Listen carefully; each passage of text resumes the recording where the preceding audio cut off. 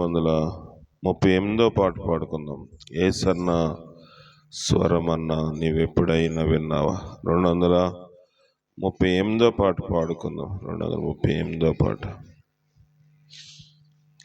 స్వరాలు ఉన్న వాళ్ళు పాడండి, స్వరాలు లేని వాళ్ళు మౌనంగా ఉండండి. పాడదామా? 238వ పాట ఉత్సాహంగా పాడదాము, సంతోషంగా పాడదాం.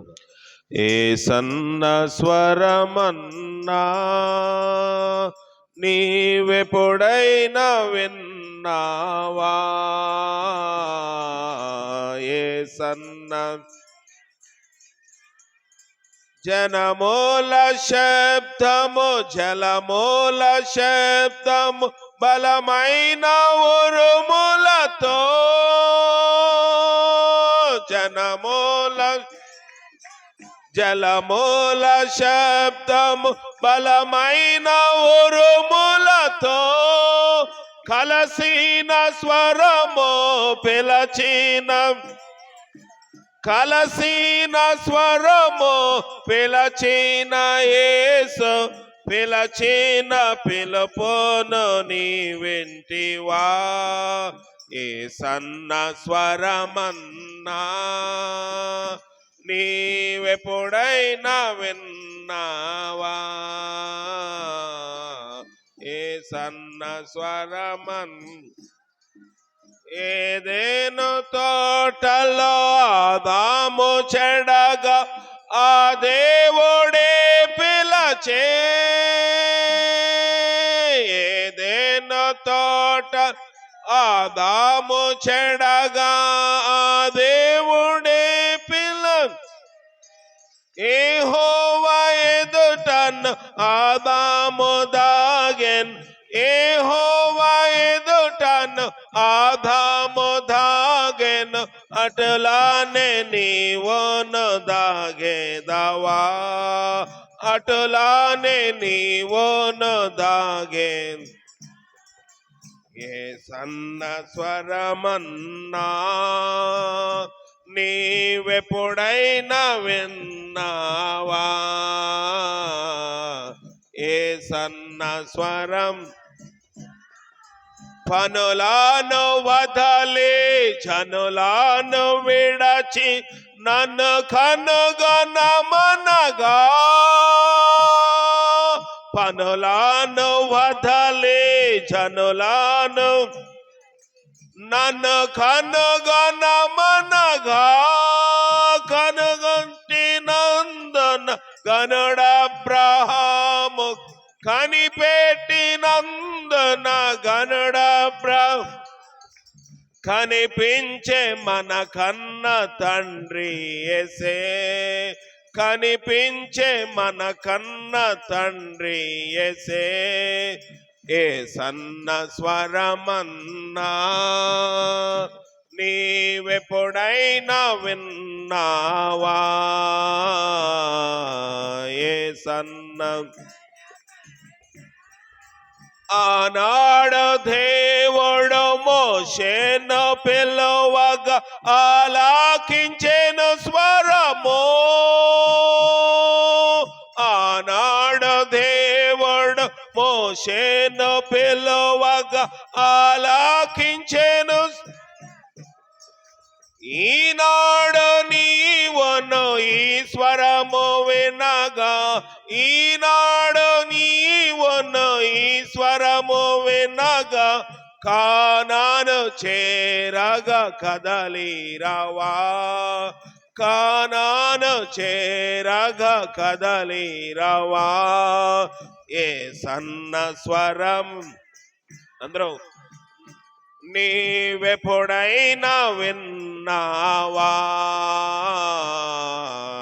ఏసన్న ఆ రీతిగానే సమూయేలు వినగా ఆశీర్వాదం మరసే. ఆ రీతి సమూయేలు వినగా ఆశీర్వాదం మరసే. ధారాళముగను ధారాళముగను పరమవరుని దరి చేరుకొని నీవు దరి చేరుకొని నీవు సేవించమా. సన్న స్వరం నీవెప్పుడైనా విన్నావా? సన్న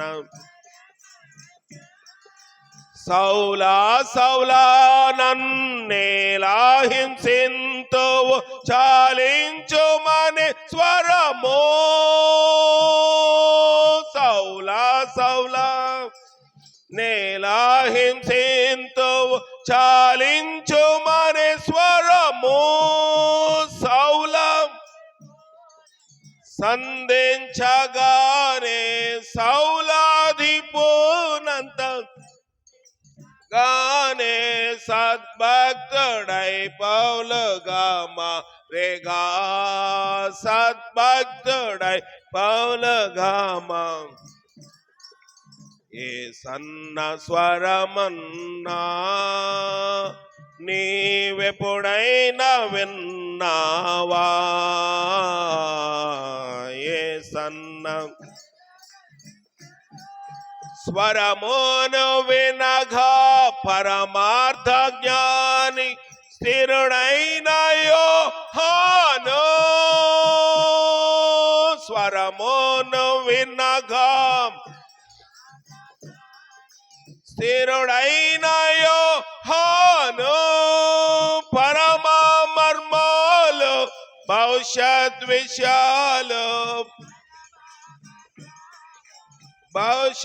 విషయాలు ప్రకటించే ప్రతిరోజు స్మరించుమా. ప్రకటించే ప్రతిరోజు స్మరణ. ఏ సన్న స్వరమన్నా నీవెప్పుడైనా విన్నావా? ఏ సన్న స్వరమన్నా. ప్రార్థన చేసుకుందాం. మహాకనిక్రమ గల దేవా, నీ స్వరము మేము వింటే మాకు ఆశీర్వాదము. నీ స్వరము వినగలిగే చెవులు మాకుంటే మాకు దీవెన. దేవా తండ్రి, నీ స్వరం వినలేకపోతే అది మాకు శాపము, కీడును, అపాయమును అయినది ప్రభువా. ఇప్పుడే దేవా అనేక మంది భక్తులు నీ స్వరం విన్నారు. వినుట మాత్రమే కాదుగా నీ స్వరమునకు లోబడ్డారు. తద్వారా ఎన్నో ఆశీర్వాదములు, ఎన్నో మేలులు వారి జీవితంలో చవి చూడగలిగినారు ప్రభువా. నీ కృపచేత నన్ను మమ్మల్ని కూడా నింపి మమ్మల్ని బలపరచుము.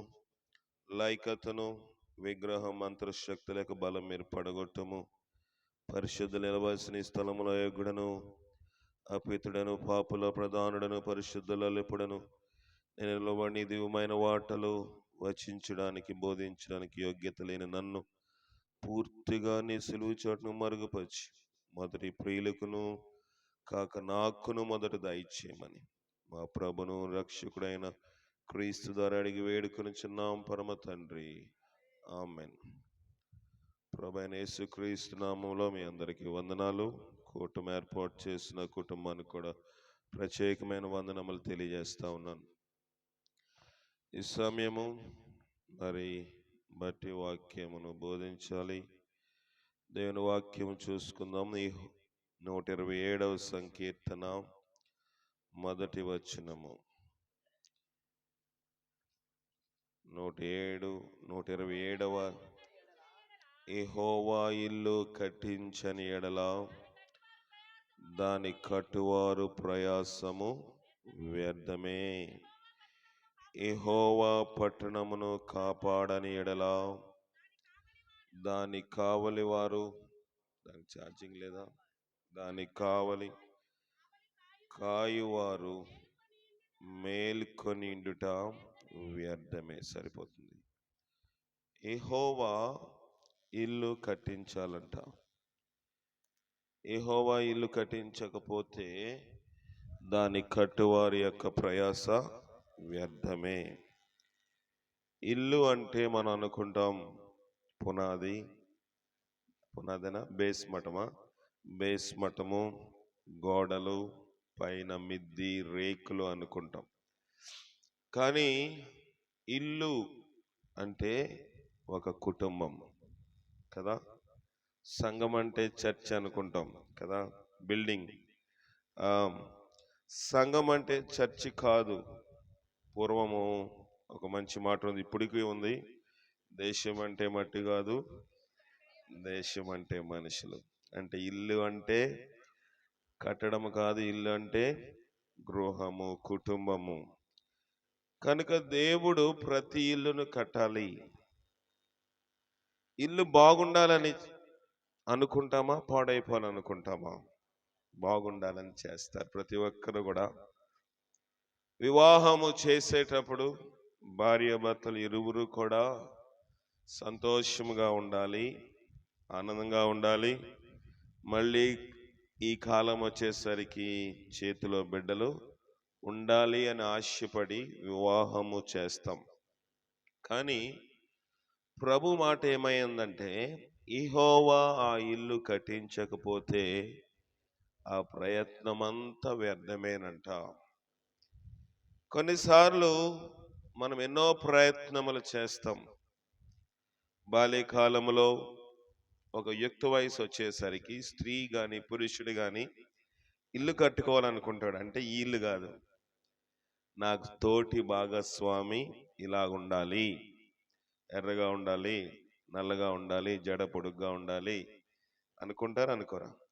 అంటే ఇది ఇల్లు కట్టే ప్రయత్నమే. తెలియకుండానే మనసులో ఒక ఆలోచన యుక్త వయసు వచ్చేసరికి కలుగుతూ ఉంటుంది. కానీ పెద్దలు ఏం చేస్తారంటే, బాబు మాకు అనుభవం ఉంది, నీకు అనుభవం లేదు, నువ్వు కట్టుకుంటావు అనుకుంటున్నావు, కానీ అది నీకు తెలియక దాని భ్రమలోనికి, అతని భ్రమలోనికి, ఆమె భ్రమలోనికి వెళ్తున్నావు. మేము కడతాము నీ గృహం అని పెద్దలు ముందుకొస్తారు. కనుక గృహము కట్టాలంటే కొంత అనుభవము కావాలి. కావాలా వద్దా? కావాలి. ఇక్కడ ప్రభు అంటున్నాడు, మీకు అనుభవం కావాలనుకుంటున్నారు పెద్దలు. మనమేమనుకుంటున్నామంటే, నా భాగస్వామి, నా భార్య ఎలాగుండాలి, నా భర్త ఎలాగుండాలి, నా భర్త గెడ్డం పెంచాలి అంటారు కొంతమంది. ఒక ఇంటర్వ్యూలో ఒక ఆమెను అడుగుతుంటే, మీ భర్త మీరు ఎందుకు గెడ్డం పెంచుకున్న భార్య పెంచమంది అని చెప్తున్నారు. మంచిదే. ఇలాంటి కోరికలన్నీ మానవులుగా రక్త మాంసములో శరీరములో ఉన్నాం కనుక ఇలాంటి ఆలోచనలన్నీ మనం కలిగి ఉంటున్నాం. కానీ దేవదేవుడు గృహమును నిర్మాణము చేసిన వాడిలో మొట్టమొదటి వాడు, గృహ వ్యవస్థని లోకమునకు పరిచయం చేసిన వాడు అంటున్నాడు, నేను కట్టకపోతే మీ ప్రయత్నము వ్యర్థము. నేను ఇక్కడికి వచ్చాను, సంఘం వచ్చింది, మనందరం వచ్చాము, మనము ఒక ప్రయత్నము చేస్తున్నాం. కానీ కట్టువాడెవరు? దేవుడు. ఈ గృహములోని దేవుని యొక్క శక్తి లేకపోతే, ఈ గృహములో దేవుని యొక్క ఆత్మ సంచారం లేకపోతే ఎన్నో కలహములు, ఎన్నో కలవరములు. మనము మంచిగా ఫర్నిచర్ షాప్కి వెళ్ళి 18 ఇంచెస్ పరుపు కొనుక్కోగలం, కానీ నిద్రను కొనగలమా? కొనలేం. నిద్ర ఇచ్చేవాడు ఆయనే. దీనులు భోజనము చేసి తృప్తి పడతారు, దీనులు పడుకొని నిద్రపోదురు, తన ప్రియులు నిద్రించుచుండగా ఆయన వారికి ఇచ్చుచున్నాడు. నిద్రను మనం కొనలేము. ప్రియమైన దేవుని సంగమా, ప్రియమైన దేవుని బిడ్డలారా, దేవుని వాక్యము తెలిసిన మనము, దేవుని జ్ఞానములో ఉన్న మనము నేర్చుకోవలసిన పాఠం ఏమిటంటే, అన్ని ఏర్పాట్లు గృహములో మనము చేయగలము. కానీ దేవుని మాట సెలవిస్తూ ఉంది, నిద్ర ఇచ్చేవాడు ఆయనే. దేవుడు మనకు నిద్ర ఇవ్వకపోతే ఎంత ఎత్తు పరుపు కొనుక్కుని దాని మీద పడుకున్న నిద్ర రాదు. దోమలు ఉన్నాయా? లేవండి. కరెంట్ లేదా? కరెంట్ ఉందండి. మిద్దె మీద నుంచి వేడి దిగుతుందా? ఏసీ కూడా ఉందండి. అయినను రాత్రంతయు నాకు నిద్ర లేదు. నేను కొన్ని సంవత్సరముల క్రితము మీకు చెప్పాను వృత్తాంతం, మరొకసారి ఈ సందర్భంలో గుర్తు చేస్తాను. ఒక ఆమె దగ్గర ఉన్నప్పుడు, ఆమె ఏమిటో నాకు తెలియదు, ఆమె పరిస్థితి ఏమిటో తెలియదు, కానీ ఆమె భోజనం చేస్తూ ఉదయకాలం అల్పాహారం అంటే బ్రేక్ఫాస్ట్ తింటూ డైరెక్ట్గా ఒక బాటిల్ సారాయో లేకపోతే విస్కీయో రమ్మో ఏదో డైరెక్ట్గా తాగుతూ ఉంది. సాధారణంగా మందును సేవించేవారు దాంట్లో ఏదో కొంత కలుపుకొని తాగుతూ ఉంటారు. హోటల్ ఇండస్ట్రీలో పనిచేసిన అనుభవం ఉంది కనుక చెప్తున్నాను, ఈయనకేటి అన్నీ తెలుసు అనుకుంటారు. కనుక ఏదో కొంత కలుపుకొని డైరెక్ట్గా తాగితే కొంత ఇబ్బంది అవుతుంది కనుక ఏదో కొంత కొంచెం తాగుతూ తింటూ కాలక్షేపంగా మద్యపానము చేస్తూ ఉంటారు. కానీ ఆ స్త్రీ డైరెక్ట్గా ఆ యొక్క లిక్కర్, ఆ వైన్ లేకపోతే ఆ యొక్క బ్రాందీ విస్కీ తాగుతున్నప్పుడు చాలా అనుభవం ఉన్నవాళ్ళు కానీ ఎంతో మత్తు మందులకి డ్రగ్స్కి బానిస అయిన వాళ్ళు తప్ప అలాంటి విధంగా ఎవరు త్రాగరు. ఒక స్త్రీ యవన కాలంలో ఉంది, దాదాపు ఆమె వయసు 28 సంవత్సరములు ఉంటుంది. బానిస అయిపోయినప్పుడు ఆమె ఎవరు అని అడిగితే ఆమె వెటకారంగా నవ్వింది. అంటే ఆమె గురించి నాకు తెలియదా అన్నట్టుగా ఆమె చూస్తే, తర్వాత ఆమె గురించి ఎంక్వైరీ చేస్తే ఆమె ఒక హిందీ సినిమా యాక్టరు. ఏ యాక్టరు? Hindi cinema actor. కనుక ప్రపంచానంతటికీ పరిచయం ఉంది, నాకు ఆమె పరిచయం లేదు. ఆమె ఆ యొక్క హోటల్లో ఆమె తీసుకున్న గది యొక్క విలువ బహు విలువైనది. ఆమెను అడిగితే, ఎందుకు మీరు ఇలాగా ఎంత మద్యము సేవిస్తున్నారంటే, రాత్రంతా నాకు నిద్ర లేదు, నాకు నిద్ర పట్టడం లేదు. ఆమె ఆ రోజుల్లో దాదాపుగా ఒక 10 సంవత్సరములు 15 సంవత్సరముల క్రితం, నేను చెప్తున్నా 12 సంవత్సరముల క్రితం, ఆ రోజుల్లో ఆమె గదికి ఆమె చెల్లించుచున్న అద్దె ఎంతంటే రోజుకి సగటు 1,50,000 రూపాయలు. రోజుకండి, నెలకు కాదు, పర్ డే. ఒక రోజుకి ఆమె చెల్లిస్తున్న ఆ గదికి అద్దె 1,50,000 రూపాయలు. ఒక రాత్రి ఆమె ఆ విలాసవంతమైన 5 స్టార్ కూడా కాదు, 7 స్టార్ హోటల్లో పడుకోవాలి అంటే 1,50,000 చెల్లించాలి. ఆమె ఇస్తున్న స్టేట్మెంట్ ఏంటంటే, నాకు నిద్ర లేదు. ఆ పరుపు బహు సున్నితముగా ఉంటుంది, మనకు లేక దూది పరుపులో లేకపోతే స్పాంజి పరుపులో లేకపోతే కొబ్బరి పీచుతో చేసిన పరుపులో కాదు, కానీ పావురపు వెంట్రికలతో చేస్తారు ఆ పరుపు. బహు సుమెత్తనగా ఉంటది. ఎలాంటి వాళ్ళు దాని మీద పడుకున్న అట్టే నిద్ర పట్టేస్తుంది. అలాంటి మంచం మీద పడుకున్న 1,50,000 రూపాయలు ఒక రోజుకి చెల్లించి విలాసవంతమైన జీవితం జీవిస్తున్న ఆమె జీవితంలో నిద్ర కరువైపోయింది. ఉదయమే లేస్తే ఒక బటన్ నొక్కగానే ఆమె గదిలో నుంచే ఒక స్వరంగంలాడి తెరుచుకున్న తిన్నగా ఈత కొలని స్విమ్మింగ్ పూల్లోకి వెళ్ళిపోతుంది.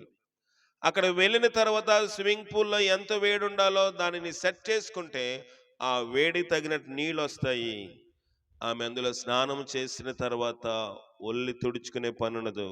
2 మిషన్స్, రోబోస్ వచ్చి ఆమె ఒళ్ళును కూడా తుడిచేస్తాయి. తుడిచేసిన తర్వాత మళ్ళీ బటన్ నొక్కితే మళ్ళీ వెళ్ళి నేరుగా ఆమె పడక మీద ఉన్న బెడ్ మీదకి ఆమెను దింపేస్తాయి. ఇంత విలాసం ఉన్నా, ఇంత సౌఖ్యం ఉన్నా, ఇంత డబ్బు ఏం చేసినా నిద్రను ఆమె పొందలేకపోతా ఉంది. ఎందుకంటే ఆమె జీవితంలోని మనశ్శాంతి లేదు. అనేక మంది ఆమెతో ఫోటోలు దిగడానికి ఆతృత పడతా ఉన్నారు, సెల్ఫీ దిగడానికి ఆతృత పడుతున్నారు, ఆటోగ్రాఫ్ కోసము లేకపోతే సంతకం కోసం ఆతృత పడుతున్నారు. కానీ ఆమె జీవితంలో సంతోషము లేదు. యెహోవా ఇల్లు కట్టించకపోతే కట్టువారు ప్రయాస వ్యర్థమే. ఒక పెళ్లి చేసినప్పుడు, ఒక వివాహము చేసినప్పుడు ఇరువురు పెద్దలు దాన్ని నిశ్చయిస్తారు. కొంతవరకు ఆ పెండ్లి కుమారుడు ఎలాగున్నాడు, పెండ్లి కుమార్తె ఎలాగుంది, పెండ్లి కుమారుని ఇంటిలో ఆడబిడ్డలు ఉన్నారా, అత్త వారు ఏమైనా గయాళియా, ఇలాంటి అన్ని ఎంక్వైరీ చేస్తారు. మంచిది అని ఇరుగు పొరుగు వారు చెప్తే వివాహములో ఒక అడుగు ముందుకు వేసి ఆ కార్యక్రమం కోసం ముహూర్తము పెడతారు. ముహూర్తం పెడితే దాని ఉద్దేశం ఏంటంటే మంచి జరుగుతుంది అని ఒక ఆలోచన. కానీ ప్రభు అంటున్నాడు, నువ్వే లగ్నం పెట్టుకున్నా, ఏ ముహూర్తం పెట్టుకున్నా, ఏ మంచి రోజు పెట్టుకున్నా, నేను కట్టకపోతే ఆ వివాహ వ్యవస్థ నిలబడదు. ఆ వివాహ వ్యవస్థ నిలబడదు. ప్రజలు అనుకుంటారు ఈ యొక్క ముహూర్తములో, ఈ యొక్క లగ్నములో, ఈ యొక్క టైంలో వివాహము చేస్తే ఈ యొక్క జంట నూరేళ్లు నిండు ఆయుష్తో వర్ధిల్లుతారని. ముహూర్తం లేని పెళ్ళిళ్ళు ఏమైనా జరుగుతాయా? మన యొక్క అన్య ఆచార ప్రకారం జరగవు. పెట్టిన పురోహితుడో, ఆ బ్రాహ్మణో, లేకపోతే ఎవరైనా సరే అన్ని గ్రంథము తిరిగేసి తనకున్న గ్రంథ పరిజ్ఞానముతో పేరు బలమును బట్టి ఒక దినమును నిర్ణయిస్తాడు. కానీ ప్రభు అంటున్నాడు, ఆ నిర్ణయంలో నేను లేకపోతే ఆ లగ్నము, ఆ ముహూర్తము వ్యర్థమే. యెహోవా ఇల్లు కట్టించాలి, పెండ్లు అవుతుంది. చాలా మంది అనుకుంటారు ఫలానా టైంలో వివాహము 3 ముడులు పడకపోతే పిల్లలు కలగరేమో కనుక ఈ యొక్క మంగళ సూత్రధారణ చేసేటప్పుడు, తాళి కట్టేటప్పుడు పురోహితులు గాని క్రైస్తవులు గాని చేసిన తంతు ఏంటంటే వెంటనే ఆర్కెస్ట్రా బ్యాండ్ మేళము వాయించాలి. ఎందుకంటే ఆ టైంలో ఎవడైనా తుమ్మితే ఏంటంట, తుమ్మితే అపశకనము, మంచి ముహూర్తము కాదు, మంచికి సంకేతము కాదు. గానికి ఆ తుమ్మున వినబడకూడదని బ్యాండ్ మేళము వాయించాలి. తుమ్ము నీకు నాకు వినబడపోతుంది కానీ దేవుడికి వినిపిస్తుందా? వినిపిదా? తుమ్ముతో మనకి ఏమీ లెక్క లేదు. తుమ్మునా దగ్గినా, ఒకవేళ కింద నుంచి గాలి వదిలినా, ఏమి చేసినా దేవుడు ఆ వివాహ వ్యవస్థలో లేకపోతే ఆ గృహము కట్టబడదు. 100 తుమ్ములు తుమ్మినా దేవుడు ఆ గృహమును కట్టాలనుకుంటే కట్టి తీరుతాడు. మనం ప్రయత్నము చేస్తున్నాము. ప్రయత్నములో ఎన్నో రకములుగా మన యొక్క దినములు గడిచిపోతాయి. పెళ్లి సంబంధాలు చూసేటప్పుడు పూర్వదినములో సామెత ఉండేది, 7 చెప్పులు జతలు అరగాలంట. అన్ని సంబంధాలు చూసి ఆఖరికి ఒక పెళ్లి చేసేవారు. ఇప్పుడు ఏమీ లేదు, ఇలాగెళ్ళి అలా పెళ్లి చేసుకుని వచ్చేస్తున్నారు. అలాగే ఏమైపోతున్నారు, విడిపోతా ఉన్నారు. ప్రియమైన దేవుని సంగమా, గృహము కట్టబడాలి అంటే ఆ గృహములో దేవుడు ఉండాలి. మనము చేస్తున్న ప్రయత్నం ఏంటంటే దేవుడి గృహములో ఉండాలి. ఒక దైవజనుడు వచ్చినా, సంఘం వచ్చినా, పెద్దలు వచ్చినా, అందరి యొక్క అభిలాష ఏంటంటే ఈ గృహము కట్టబడాలి. ఇది ప్రయత్నము మాత్రమే, కానీ కట్టువాడు దేవుడై ఉన్నాడు. నేను కట్టగలనా? కట్టడానికి సహకరించగలను. దేవుడు ఈ గృహముల సంచారము చేసినట్లు ప్రార్థన చేయగలను. అందుకే ఆది కాండంలో ఒక మంచి వృత్తాంతం ఉంది. ఆది కాండం 11వ అధ్యాయం 1వ వచనం నుంచి చదువుదాం. ఆది కాండం 11వ అధ్యాయం 1వ వచనం నుంచి. భూమి అందంతటా ఒక భాషయు ఒక పలుకుయు ఉండెను. వారు తూర్పున ప్రయాణమై పోచుండగా సీనారు దేశమందు ఒక మైదానం వారికి కనబడెను. అక్కడ వారు నివసించి మన ఇటుకలు చేసి బాగుగా కాల్చుదము రండని ఒకరితో ఒకడు మాట్లాడుకొనిరి. రాళ్లకు ప్రతిగా ఇటుకలను, ఆడుసునకు ప్రతిగా మట్టికీలు వారికి ఉండెను. మరియు వారు మనము భూమి అందంతటా చెదిరిపోకుండా ఒక పట్టణమును, ఆకాశమునంటూ శిఖరము గల ఒక గోపురమును కట్టుకొని పేరు సంపాదించుకుందుము రండని మాట్లాడుకొనుచుండగా. భూమి అంతా ఒకే భాష ఉందంట. ఇప్పుడంటే మనం తెలుగులో మాట్లాడుతున్నాం. కొంచెం ప్రక్కన ఒక 2 గంటల ప్రయాణం చేస్తే చెన్నై వెళ్తాం. అక్కడ తమిళం ఉంటుంది, అరము కేకరబాకరం అంటారు, మనకి అర్థము కాదు. దేశంలోనే ఒక్కొక్క ప్రాంతంలో ఒక్కొక్క భాష ఉంది. మన ఆంధ్ర రాష్ట్రంలోనే ఒక్కొక్క జిల్లాలో ఒక్కొక్క రకముగా మాట్లాడతారు. కొన్ని మాటలు మనకి అర్థం కాదు. నేను ఇక్కడికి వచ్చిన కొత్తలో కొన్ని మీ మాటలు అర్థమయ్యి కాదు, కానీ ఆ సందర్భాన్ని బట్టి అర్థం చేసుకుంటా వచ్చాను. కానీ ఇక్కడ భూమి మీద అంతా మన దేశము, రాష్ట్రము, జిల్లాలే కాదు, అన్ని దేశముల్లో కూడా ఒకే భాష ఉందంట. ఒకే పలుకు ఉంది. ఒకడు పిలిస్తే అందరూ పలుకుతున్నారు. వాళ్ళకి ఒక ఫ్లాట్ కనబడింది. ఏం కనబడింది?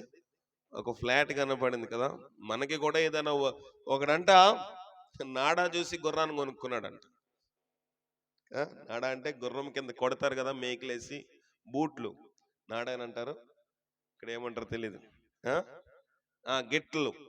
ఆ కింద ఆ గుర్రము పరిగెత్తుది కదా రోడ్డు మీదగా, అది అరిగిపోకుండా ఉండాలంటే కింద ఒక రౌండ్గా ఇనుపది చేసి మేకలేసి కొడతారు.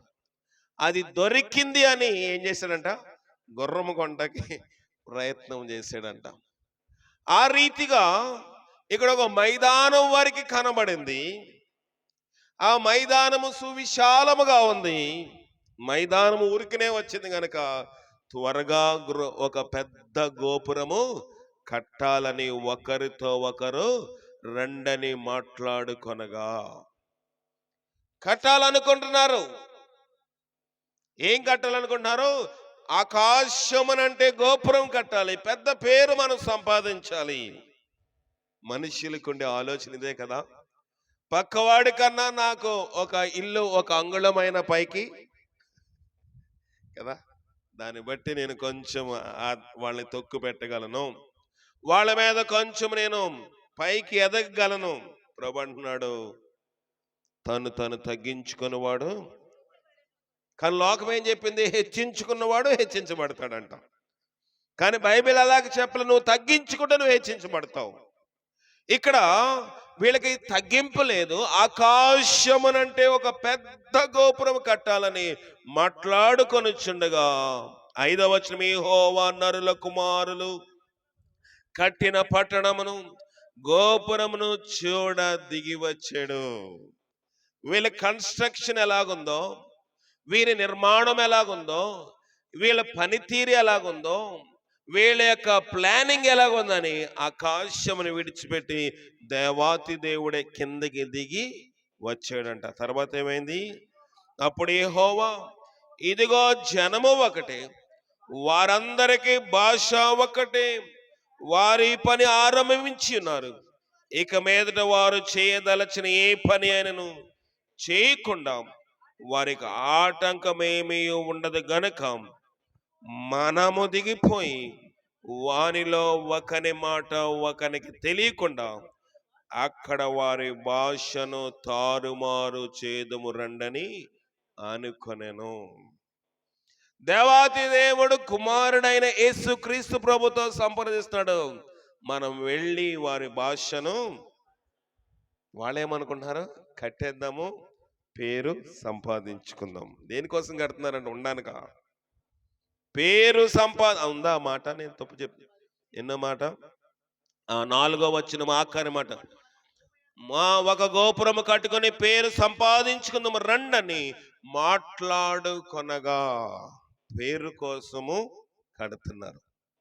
ఈ దినములో మనం చేసే కొన్ని ఆర్భాటాలు పేరు కోసమే, ప్రయోజనం ఏమీ లేదు కదా. అయ్యా ఈ వివాహము చేశారండి, ఎంత ఖర్చు అయిందంటే ఒక ఆయన మొన్న చెప్తున్నాడు, 1.5 కోటి అయిందండి భోజనానికి. ప్రయోజనం ఉందా? ఆ యొక్క ఖర్చు వల్ల ఏమైనా ఆ గృహంలో ఆశీర్వాదం ఉంటుందా? ఆ దినం వరకు అయ్యో ఫలానా ఆయన పెళ్లి చేశాడని ఇన్ని రకమైన భోజన పదార్థములు ఇస్తర మీద, ప్లేట్ మీద, కంచం మీద పెట్టాడండి, బాగుంది, అంతతో అయిపోతుంది. పేరు కోసం అనేకమైన ప్రయత్నములు చేస్తాము. కానీ ప్రభు అంటున్నాడు, వీరి భాషను తారుమారు చేద్దాము. దేవుడికి దానిని అది చేయడం ఇష్టం లేదు. ఆ రీతిగా అనవసరమైన పనులు నరులు చేయడం ఇష్టం లేదు. ఎందువల్లంటే నరుల యొక్క చెడుతనం భూమి మీద విస్తరించిపోయింది. ఇంకా విస్తరించిపోయి నరులు పాడైపోయి జలప్రళయంలో, నోవాహు యొక్క జలప్రళయంలో అందరూ చనిపోయినను బుద్ధి వచ్చిందంటారా? రాలేదు. బుద్ధి రాలేదంట. ఎంత దేవుడు చితక నొక్కినా, ఆకాశ తూములు విప్పి 40 రేయింబగలు ప్రచండమైన వర్షముల చేత, ఉరుముల చేత దేవుడు అందరిని జల సమాధి చేసిన నోవాహు కుటుంబీకులకు గాని ఎవరికి గాని ఇంకా బుద్ధి రాలేదు. ప్రియమైన దేవుని సంగమా, ప్రియమైన వాక్యమినిచ్చిన కుటుంబస్తులారా, సంఘస్థులారా, దేవుడు అంటున్నాడు, నువ్వు పేరు ప్రఖ్యాతుల కోసం ప్రయాస పడొద్దు. నేను నీకు పేరునిస్తాను, నేను నిన్ను పేరు పెట్టి పిలుస్తాను, నా స్వకీయ జనముగా చేస్తాను, నన్ను ఏర్పరచుకునే కుటుంబంగా చేస్తాను. దేవుడి గృహములో ఉండాలి అంటే మనం దేనికోసం ప్రయాసపడాలి? దేవుని కోసము ప్రయాసపడాలి. దేవుడు నిర్మాణం చేస్తాడు, దేవుడు గొప్ప జనామంగా చేస్తాడు, దేవుడు గొప్ప ఆశీర్వాదం ఇస్తాడు, దేవుడు గొప్ప మేలులు చేస్తాడు. భూమి మీద దిగి వచ్చినప్పుడు మరి ఏం చేస్తున్నారంట? కనుక ఏమన్నా 8వ వచనము, అలాగూ దేవుడు అక్కడ నుండి భూమి అందంతటి వారిని చెదరగొట్టిన గనుక వారు పట్టణమును కట్టక మానిరి. కట్టగలిగారా? కట్టలేదు, మానేశారు. భాష ఒకటే. వాడు ఇటుక తెమ్మంటే వాడు ఏం చేస్తున్నాడు? ఏదో ఒక తాపి తీసుకుని వస్తున్నాడంట. బాబు కొంచెం నీళ్లు పోయిరా అంటే వాడు ఉన్న కలిపిన మాలును గమెళ్ళ ఉన్న ఇసుకని సిమెంట్ని ఇసిరేస్తున్నాడంట. వాళ్ళ భాష ఒకరికొకరు అర్థం అవ్వకుండా దేవుడు చేసేసాడు. ఏం చేశాడు? తారుమారు చేశాడు. చిన్నప్పుడు ఆడేవాళ్ళం కదా, మీరు ఆడేనో లేదో, కళ్ళు మూసేసి తక్కిడి మారు తారుమారు అంటే ఎవరు ఎక్కడున్నారో తెలియదు. ఆ రీతిగా మనం ఇప్పుడు ఆడుతున్నాం, కానీ దేవుడు అప్పుడే ఆటలాడాడు. ఎవరితోటి? నరులతోటి. దేవునికి ఇష్టం లేని పని నువ్వు నేను ఏమి చేసినా లోకములో ఆటలాగా ఉంటుంది, కానీ మనమే ఆట వస్తువుగా మారిపోతాం. ఇప్పుడు మనం ఆడుతున్నాము, ఎక్కడోళ్ళక్కడే గప్చిప్ అని మనం అనుకుంటున్నాం, కానీ దేవుడు చెట్టుకొక్కరిని పుట్టుకొక్కరిని చేసేసాడు. ఎందుకంటే దేవునికి ఆ నిర్మాణం ఇష్టము లేదు. దేవుడు నీ నిర్మాణములో ఉండాలి అంటే, దేవుని గృహములో ఉండాలంటే నీవు నేను దేవునికి లోబడాలి. వీళ్ళు ఎందుకు దేవుడు తారుమారు చేశాడు? 10వ అధ్యాయంలోకి వెళ్ళిపోదాం.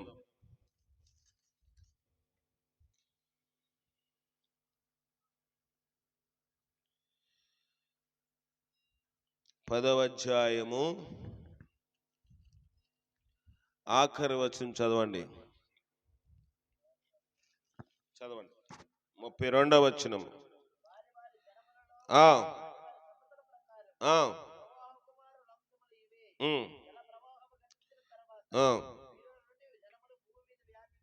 భూమి మీద వ్యాపించెను. దేవుడు ఏమన్నాడు? మీరు ఫలించి, ఎన్నో వచనంలో ఉంది చూద్దాం.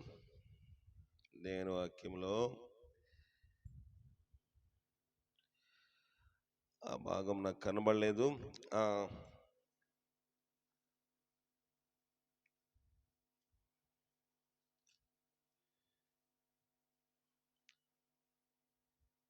ఈ 32వ వచనం మరొకసారి చదువు. వారి వారి జనములు వారి వారి సంతతుల ప్రకారము నోవాహు కుమారుల వంశములివే. జల ప్రవాహము గతించిన తర్వాత వీరిలోని జనములు భూమి మీద వ్యాపించెను. కనుక దేవుడు వ్యాప్తిని కోరుకుంటా ఉన్నాడు. అయితే 9వ అధ్యాయం 1వ వచనం దొరికింది చూడండి. 9వ అధ్యాయం 1వ వచనం. మరియు దేవుడు నోవాహును అతని కుమారులను ఏం చేశారంట? ఆశీర్వదించాడు. పెళ్లి చేసినప్పుడు పెళ్ళంతా అయిపోయిన తర్వాత ఆ పురోహితుడు కానీ పాదిరి కానీ పాస్టర్ కానీ ఏమంటారంటే, మీరు పెద్దలు ఎవరైనా ఆశీర్వదించవలసిన వాళ్ళు ఉంటే రండి అని పైకి పిలుస్తారు. పిలిచిన తర్వాత ఏయో పసుపు బియ్యమో లేకపోతే కనకంబరాలో ఇంకేంటి బంతి పువ్వులో ఏవో కొన్ని వేసి ఆశీర్వదిస్తారు. ఏంటి అంటే, మళ్ళీ వచ్చే ఈ టైంకి మీరు పిల్లలతో ఉండాలి, కలకాలము వర్ధిల్లాలని ఆశీర్వదిస్తారు. దేవుడు కూడా నోవాహును అతని కుమారులను ఆశీర్వదించి, మీరు ఫలించి అభివృద్ధి పొంది భూమిని నింపండి. దేవుని ఉద్దేశము అది. దేవుడు నోవాహుకును అతని కుమారులకును ఒక ఆశీర్వాదము చెప్పి, ఎప్పుడు జలప్రళయం అయిపోయిన తర్వాత నోవాహును అతని కుమారులను దేవుడు ఓడలోంచి బయటికి తీసుకొచ్చిన తర్వాత దేవుడు వారిని కూర్చోబెట్టి వారిని ఏం చేశాడు? ఆశీర్వదించాడు. కానీ వారి తగినట్టు జీవించారా? మీరు ఫలించి అభివృద్ధి పొంది భూమిని నింపాలి, మీరు మీ పని అది. కానీ వీళ్ళేమనుకుంటున్నారు, మనందరం ఒకటే మాట, ఒకే తండ్రికి పుట్టాము, ఒకే జాతి బిడ్డలము, మనంతా ఏంటి ఐక్యంగా ఇక్కడే ఉండాలి అనుకున్నారు. కానీ ప్రభు ఏం చేశాడు? వారిని తారుమారు చేసి చెదరగొట్టేశాడు. దేవుని యొక్క ఉద్దేశము నెరవేరాలంటే, దేవునిచ్చిన ఆశీర్వాద యొక్క వచనము మన గృహంలో మన ఇంట్లో నెరవేరాలంటే దేవుని మాటను ప్రతి ఒక్కరూ విని తీరాలి. వింటున్నామా? మనము కొన్ని గృహములే మనకు కనబడతాయి, కనబడిన గృహాలు ఎన్నో ఉన్నాయి. రహస్యముగా లోపలను దుఃఖము దిగమింగుకుంటూ అనేకమైన కుటుంబంలో దుఃఖములో వేదనలో ఉన్నాయి అంటే దేవుని యొక్క ప్రణాళికలో ఆ కుటుంబము లేదు. దేవుని మాట ప్రకారం ఆ కుటుంబం నడుచుకోవటం లేదు. పెద్దలు కుదిర్చిన వివాహం అండి, మంచి శుభలగ్నము చూసి వివాహము చేసామండి. ఎంతో ముసలివాడైన ఒక పండితుడినో పురోహితుడినో లేకపోతే పాస్టర్ గారినో అనుభవజ్ఞులైన వారితోటి వివాహము మంచి లగ్నమందు జరిగిందండి. కానీ కుటుంబము పెడాకులైపోయిందండి. ఎందువల్ల?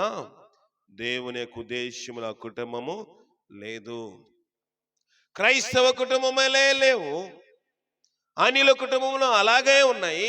ఎందువల్లంటే మనము దేవుని నమ్మి మనము అలాగే ఉన్నాము, దేవుని నామమున ఎరుక్క వాళ్ళను అలాగే ఉన్నారు. వ్యత్యాసం ఉందా? అన్ని జనులను దేవుడు ఏం చేశాడంటే, ఇక్కడ దేవుని నామమును ఎరగినటువంటి భూజనుల్లో ఉన్న సమస్త జనులను దేవుడు జల ప్రళయము చేత జల సమాధి చేస్తే నోవాహు కుమారులు మాత్రం ఏం తక్కుతున్నారు? వాళ్ళు అలాగే ఉన్నారు.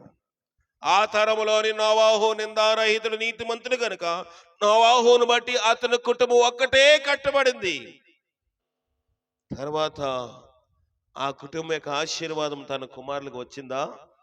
తర్వాత వాళ్ళ బ్రతకాలి, తర్వాత వాళ్ళ జీవితం వాళ్ళు జీవించాలి, తర్వాత వాళ్ళు ఎలాగ విస్తరించాలో దేవుని యొక్క మాట ఏమైందో దాని ప్రకారం జీవించాలి. ఈ దినములో మన గృహములో మనము దినచర్ని ఎలా ప్రారంభిస్తున్నాం? కొన్ని క్యాలెండర్లు చూస్తే ఇంకా ఫిబ్రవరిలోనే ఉన్నాయి. దుఃఖము పేర్లు చెప్పను కానీ ఇంకా ఫిబ్రవరి మాసంలో క్యాలెండర్ ఉందంటే మార్చి నెలలో నీకు వాళ్ళు ఆత్మీయంగా రాలేదు. పాలేస్తే పాలను మాత్రం రాస్తాం, పలానాడు పాలు ఈరోజు చేసాడని కదా, దానికి రాయడానికి ఉపయోగిస్తున్నామా? సెలవులు ఎప్పుడని చూసుకోండి, క్యాలెండర్ తిరిగేస్తాం. కానీ అయ్యో నా పుట్టిక దినం ఈ దినమే, లేకపోతే ఈ దినము ప్రభు దినము కదా, ఈ దినం నేను ఒక కార్యము తెరపెట్టబోతున్నాను, దాంట్లో దేవుని వాక్యము నా కోసం ఏమీ మాట్లాడుతుందని వెతకం. ఆ దినం నాకు సెలవు దొరుకుతుందా? ఆ దినం ఏ దినము? శుక్రవారమా, మంగళవారమా, ఏ దినములని చూస్తాము. క్రైస్తవులు అండి మనందరం కదా, క్రైస్తవులమే కదా. క్రైస్తవులు అని పేరు పెట్టుకుని పిలువబడుతూ ఉన్నాము. ఒక దినచర్యను ప్రారంభించాలంటే ప్రార్థనతోటి దేవుని వాక్యంతో ప్రారంభించకపోతే ఆ దినమంతా కలవరమే. ఎందుకు తారుమారైపోతుంది నీ యొక్క ప్రణాళిక? ప్రార్థన చేసుకుని వెళ్తున్నావా? దేవుని వాక్యం చదువుకుంటున్నావా? దేవుని చిత్తమేమై ఉంది? ఫలించి అభివృద్ధి పొందాలి. ఇక్కడ దేవుని చిత్తము నీ గృహం విషయంలో, నా గృహం విషయంలో దేవుని చిత్తం ఏమైందో గ్రహిస్తున్నామా? కేవలము ఒట్టి మాటల చేత మన యొక్క జీవితం కాలవ్యాపన చేస్తున్నాం. మన బ్రతుకు కాలవ్యాపన చేసుకుంటూ వెళ్ళిపోతా ఉన్నాము. అయ్యో కొరాజినా, అయ్యో బెత్సైదా, మీ మధ్య చేయబడిన అద్భుతములు తూరు సిదోను ప్రాంతంలో జరిగి ఉంటే వారు ఇప్పటికే గోనె బట్ట కట్టుకుని మారు మనసు పొంది బూడిదలో కూర్చునేవాళ్ళు. కొరాజీనా బెత్సైదా గురించి దేవుడు బాధపడుతున్నాడు. ఎందుకంటే అక్కడ ఎంతో దేవుడు అద్భుతాలు చేశాడు, అక్కడ ఆశ్చర్య కార్యములు చేశాడు, అక్కడ దేవుడు తాను నడిచి వెళ్ళి సువార్తను ప్రకటించాడు. కానీ వారి హృదయము కురువిందం వలె కఠినముగా ఉంది.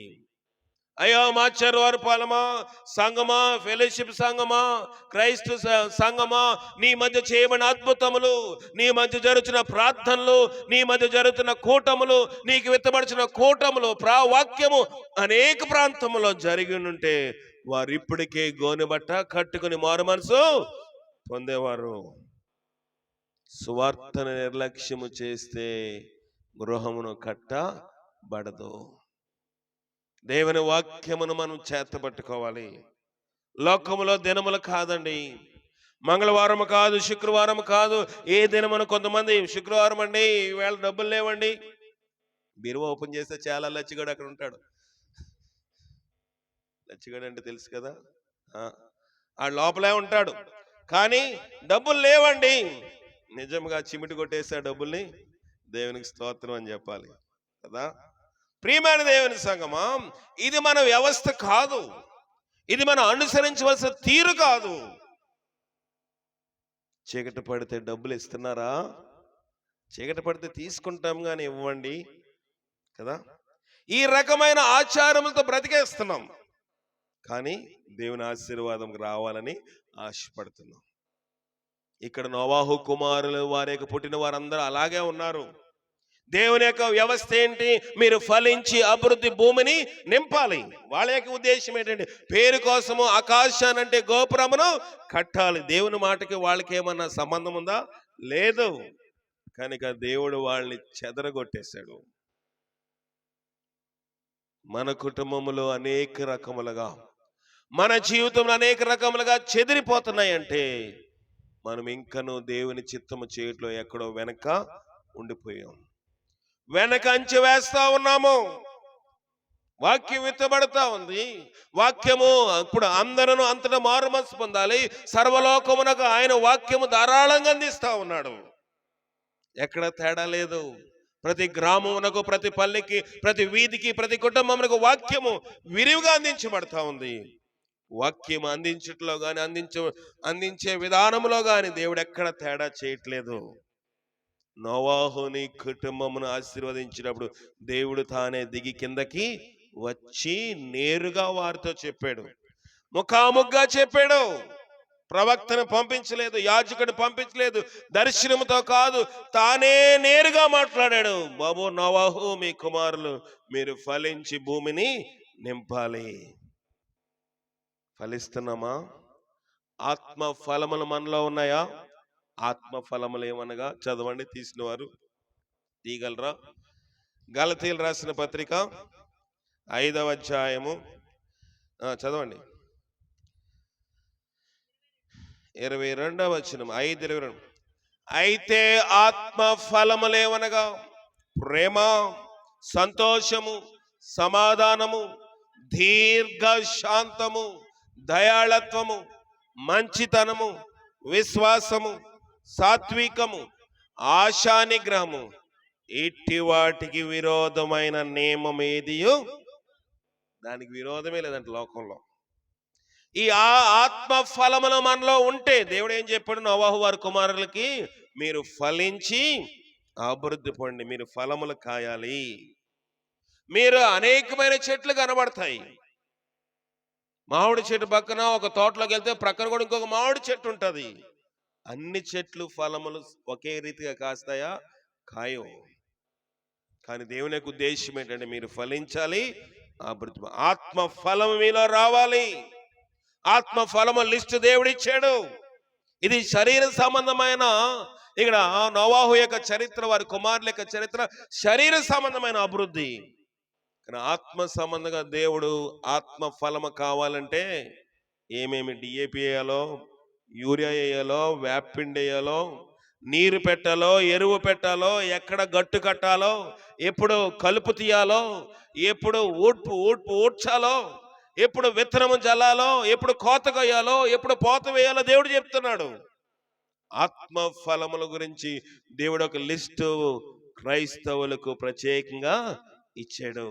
దాని ప్రకారం జీవిస్తే ఇట్టి వాటికి విరోధమైన నియమం మరి ఏది లేదు. ఉన్నాయా ఆత్మ ఫలములు? మొదటిది ఏంటంటే ఆత్మఫలం మొదటిది ప్రేమ. ఏం ప్రేమ? ఐ లవ్ యూ ప్రేమ, గులాబీ పువ్వులు ఇచ్చే ప్రేమ, బర్త్డే కేక్లు ఇచ్చే ప్రేమ, 12 గంటల కేక్ కట్ చేసే ప్రేమ, అది కాదండి. దేవుని యొక్క ప్రేమ త్వరగా కోప్పడదు. ప్రేమ దీర్ఘకాలము సహించును. ప్రేమ మత్సరపడదు. ప్రేమ డంబముగా మాట్లాడదు. ఉందా ప్రేమ? కొంచెం ఏదన్నా జోబులో కొంచెం ఎక్కువ ఉంటే మన నడకే మారిపోతుంది. ప్రేమలో అది ఉండదు.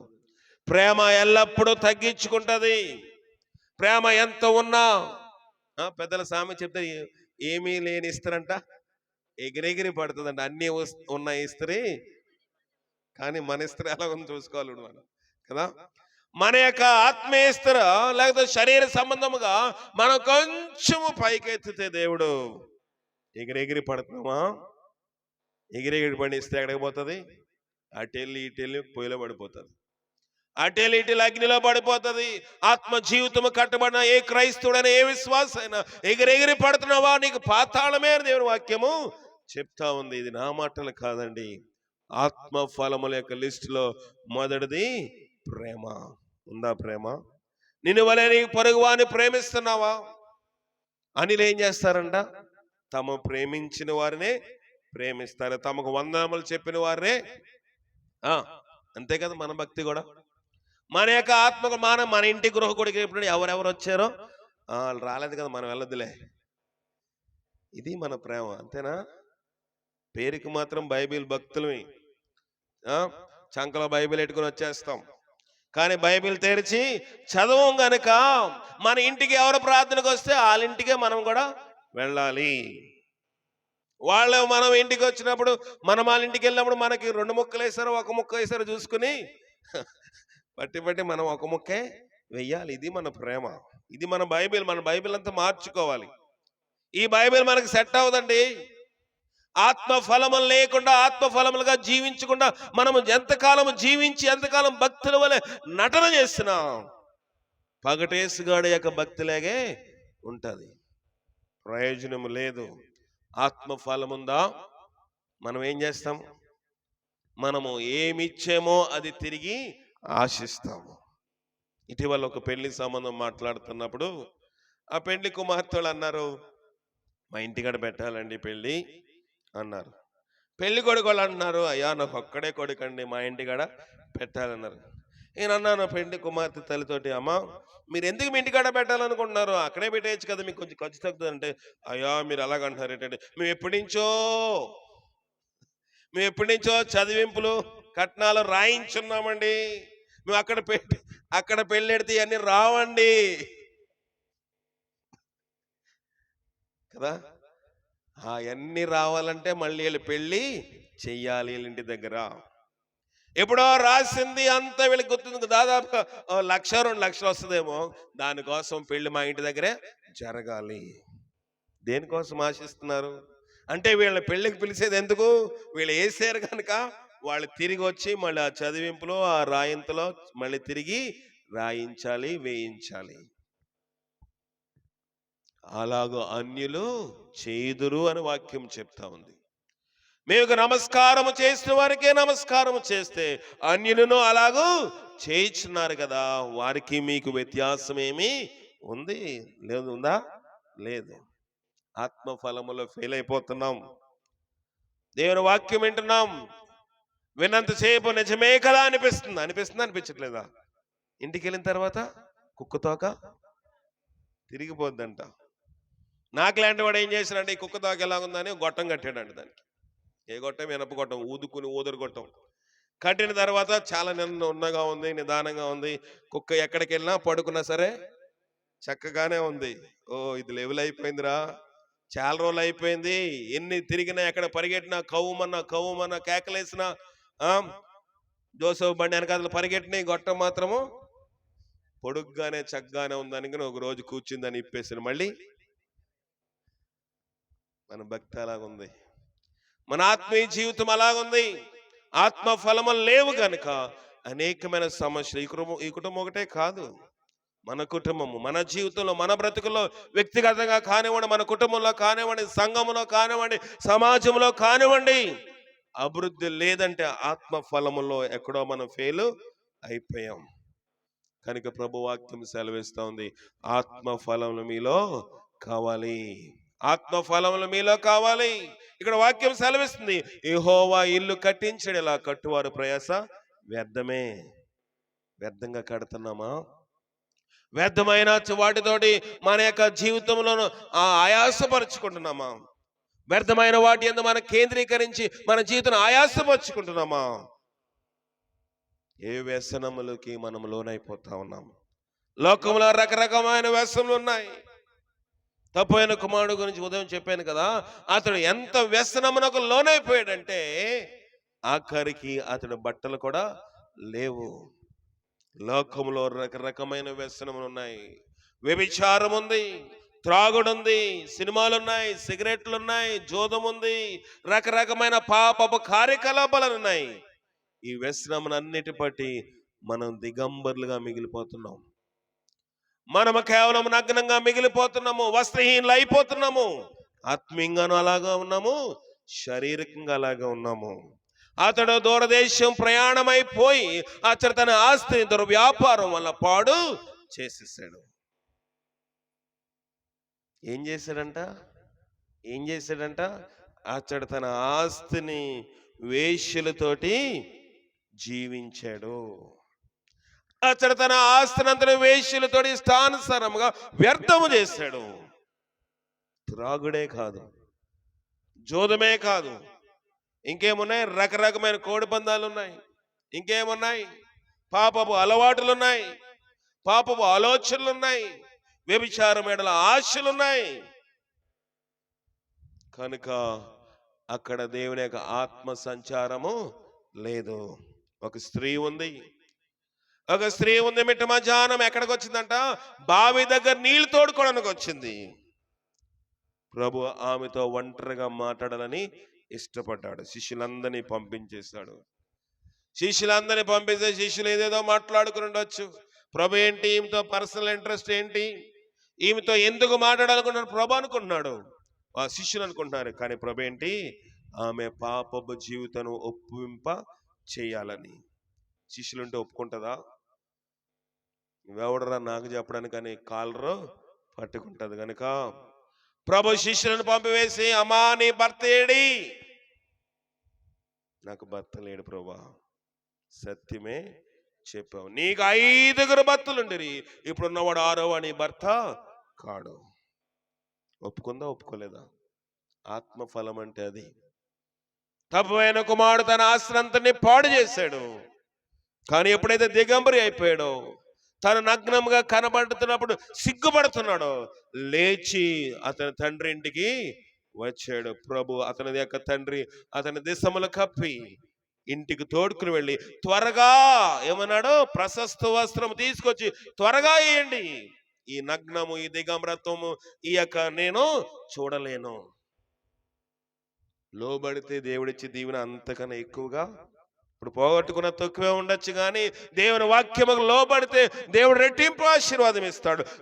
అతని పనివాడిని పిలిచి ఇతని లోపల తోడుకొని వెళ్ళి త్వరగా ప్రశస్త వస్త్రం ఇతనికి తొడిగించాలి. దేవుడు ఆలస్యం చేయడు. ఒక్కసారి నువ్వు దేవునికి మాటకు లోబడడం ప్రారంభిస్తే దేవుని యొక్క ఆశీర్వాదం వస్తూనే ఉంటుంది. కానీ మనము దేవుని మాటకు లోబడంలో ఎక్కడో తప్పిపోతా ఉన్నాము. దేవుడు ఒప్పింప చేయాలనుకుంటున్నాడు నిన్ను. దేవుని నన్ను కరుణించాలనుకున్నాడు. ఈ బాబేలు గోపురం కట్టిన వారి వలె మన బ్రతుకులు ఉండకూడదు. మనం చేసే ప్రయత్నంలో దేవుడు సఫలము చేయాలి. కనుక ఈ రాత్రికాల సమయంలో ఈ యొక్క గృహంలోని వారు తీసుకుని, ఇంతకుముందు ఎవరున్నారో, ఎవరు సంచారం చేశారో, ఎవరు నివసించారో మనకు తెలియదు, కానీ ఈ గృహంలో నివసిస్తున్న ఈ కుటుంబము దేవుని యొక్క ఆశీర్వాదమునకు, దేవుని యొక్క మాటకు సంపూర్ణంగా లోబడి ఆయన హత్తుకొని జీవిస్తే దేవుడు నూతనంగా ఈ గృహాన్ని కట్టాలని ఆశ పడతా ఉన్నాడు. ఈ గృహమే కాదు, మనల్ని కూడా కట్టడానికి ఆయన ఇష్టపడుతున్నాడు. మన యొక్క జీవితం పాడైపోయిందని, మన బ్రతుకు పాడైపోయిందని, మనం లోకంలో సంచారం చేయడానికి ఇష్టం లేక నూతన నిర్మాణం చేయని ఇష్టపడతా ఉన్నాడు. ఆత్మీయంగా ఫలిద్దామా? ఆత్మీయంగా దేవుని మేలును చూద్దామా? అట్టి మేలును చూసినట్లుగా పరిశుద్ధాత్మ శక్తి మనకు సహాయం చేసి కాపాడుగా. ప్రార్థన చేసుకుందాము. జయముగల దేవాన్ని ఘనమైన పాదాలు కొందనము. కొన్ని శ్రేష్టమైన మాటలు మాకు అందించి ఉన్నావు, అందుబట్టి నీకు వందనములు తండ్రి. నీ సహాయం మాకు దయచేయండి, నీ బలం మాకు దయచేయండి. ఎన్నో మాటలు మేము వింటున్నాము, మాటలో ఒట్టిని గాలికి పోయేవా పొట్టు వలె ఉండనివద్దు ప్రభా. నీ వాక్య ప్రకారం జీవించే భాగ్యము దయచేయండి. గృహము కట్టాలను ఆశపడతా ఉన్నావు, మేము లోబడే భాగ్యము మాకు ప్రతి ఒక్కరికి దయచేయండి. ఈ గృహమే కాదు, మా గృహమును కట్టబడాలని, మా యొక్క జీవితం కట్టాలను ఆశపడుతున్నావు. ఆత్మీయంగా ఫలించే భాగ్యము నాకు అందరికి దయచేయండి.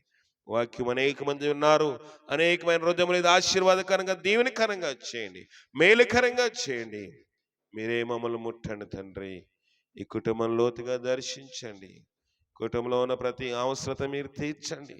కుటుంబంలో ఉన్న సమస్యను మీరు తీర్చండి. కుటుంబంలో ఉన్న దేవా తండ్రి ఒడిదుడుకులన్నింటినీ మీరు సక్రపరచండి. కుటుంబంలో ఎక్కడ తగ్గించుకోవాలో, ఎక్కడ హెచ్చించబడాలో నీకు తెలుసు కనుక ప్రతి ఒక్క జీవితం నీకు అర్పించుకునే భాగ్యము దయచేయండి. నీకు లోబడినప్పుడు నువ్వు దీవిస్తాకు ఇష్టపడుతున్నావు. ఏ గృహమును కట్టడానికి ఇష్టపడతా ఉన్నావు. దేవా తండ్రి, మేము ఎలాగ లోబడాలో మాకు నేర్పించి ఆత్మ ఫలముల చేత నన్ను మమ్మల్ని నింపమని మా ప్రభును రక్షకుడైన క్రీస్తు అడిగి వేడుకొనిచున్నాం పరమ తండ్రి, ఆమేన్. మన తండ్రి అయిన దేవుని యొక్క ప్రేమ, కుమారుడైన యేసు క్రీస్తు వారి యొక్క కృప, పరిశుద్ధాత్మిక అన్యోన్య సహవాసము ఈ గృహమును కట్టి మనలను కట్టి ఆయన దీవెనతో మనలను, ఈ కుటుంబమును నింపి ఆశీర్వాదించును గాక. ఆమేన్. అందరికీ వందనాలు.